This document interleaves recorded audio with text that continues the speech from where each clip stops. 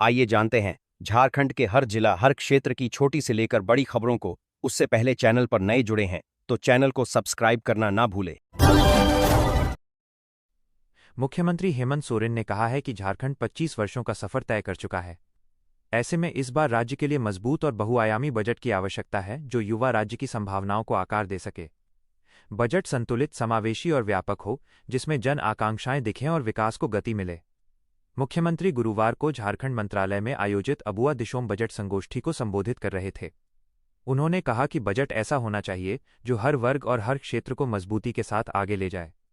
अगली खबर है कि मुख्यमंत्री ने बताया कि आगामी बजट का आकार लगभग 1 लाख करोड़ रुपए होने का अनुमान है। आने वाले वर्षों में बजट की राशि में और वृद्धि होगी। ऐसे में राजस्व संग्रहण बढ़ाने की दिशा में ठोस प्रयास जरूरी हैं ताकि विकास और जनकल्याणकारी योजनाओं के क्रियान्वयन में राशि की कमी न हो। शेष पृष्ठ 11 पर नवीन प्रयोगों के साथ आगे बढ़ना जरूरी है। मुख्यमंत्री ने कहा कि नई पीढ़ी पारंपरिक व्यवस्थाओं से अलग सोच के साथ आगे बढ़ रही है। ऐसे में बजट को नई पीढ़ी की आवश्यकताओं के अनुरूप तैयार करना होगा ताकि उन्हें बेहतर अवसर मिल सकें। इसके लिए नवीन प्रयोगों के साथ आगे बढ़ना जरूरी है। झारखंड छोटा और पिछड़ा राज्य है, पर देश की अर्थव्यवस्था में बड़ा योगदान है। राज्य की अर्थव्यवस्था सशक्त करने के लिए नई नीति और बेहतर प्रबंधन के साथ काम किया जा रहा है। केंद्र की नीतियों से 9,000 करोड़ रुपए का अतिरिक्त बोझ।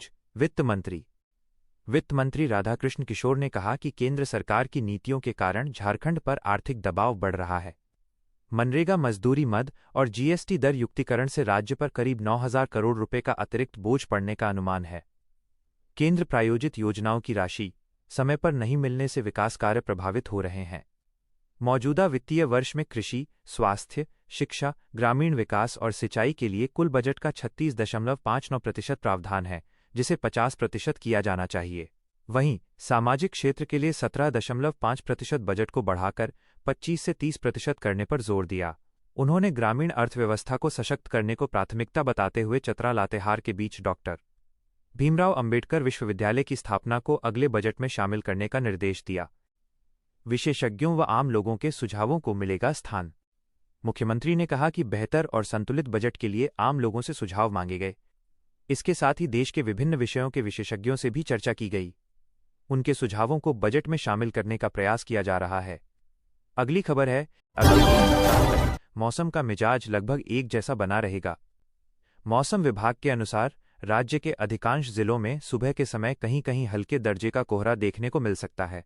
खासकर रांची, बोकारो, गुमला, हजारीबाग, देवघर, गिरिडीह और आसपास के इलाकों में सुबह दृश्यता कुछ समय के लिए प्रभावित हो सकती है। हालांकि कोहरा छंटने के बाद दिन में आंशिक बादल रहेंगे।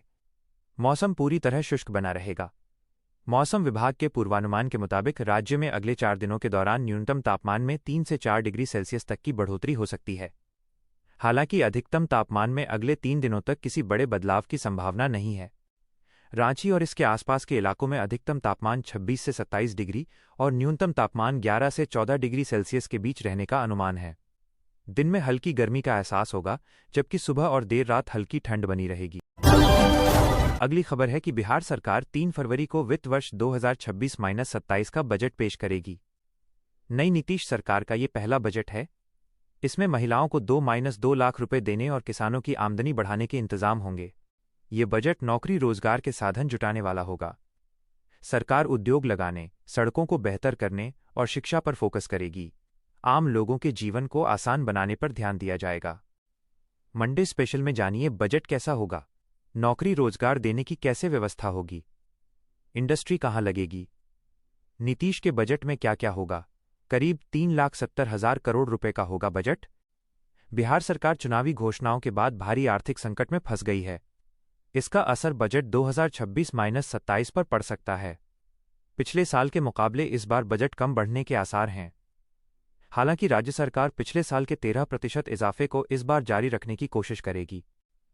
वित्त विभाग के सूत्रों के मुताबिक बजट करीब 3.70 लाख करोड़ रुपए का हो सकता है। पिछले साल की तुलना में 50,000 करोड़ रुपए से अधिक का इजाफा हो सकता है।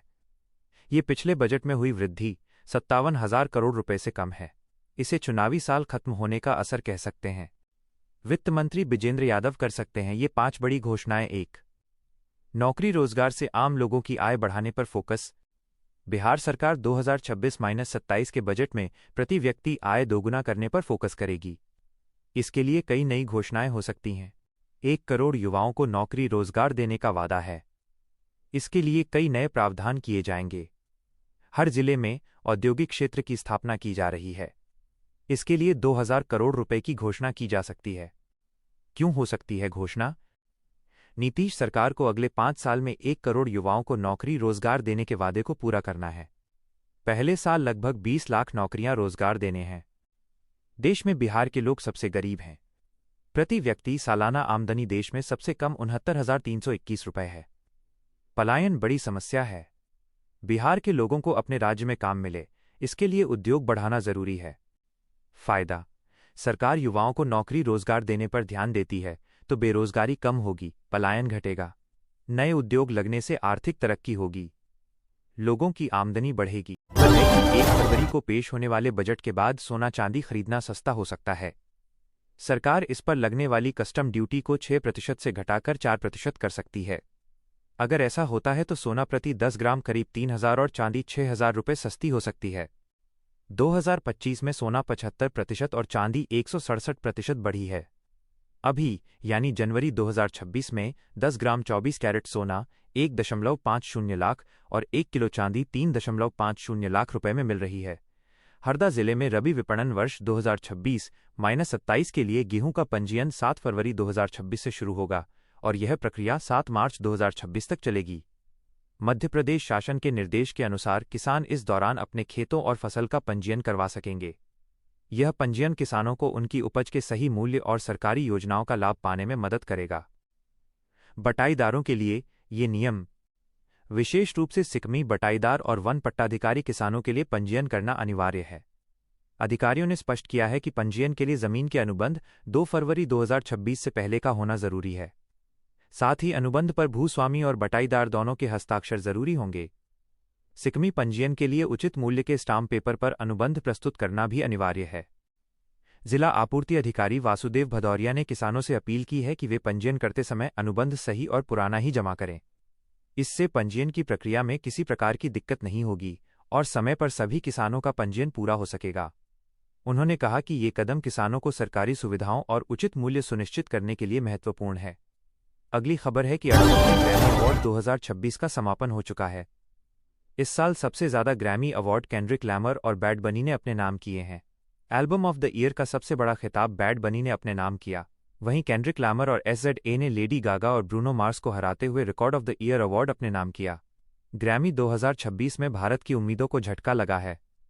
Best global music performance category में नॉमिनेट हुई अनुष्का शंकर अवार्ड से चूक गईं। आइए जानते हैं किन कलाकारों ने अवार्ड्स जीते हैं और कौन से नए रिकॉर्ड बने हैं।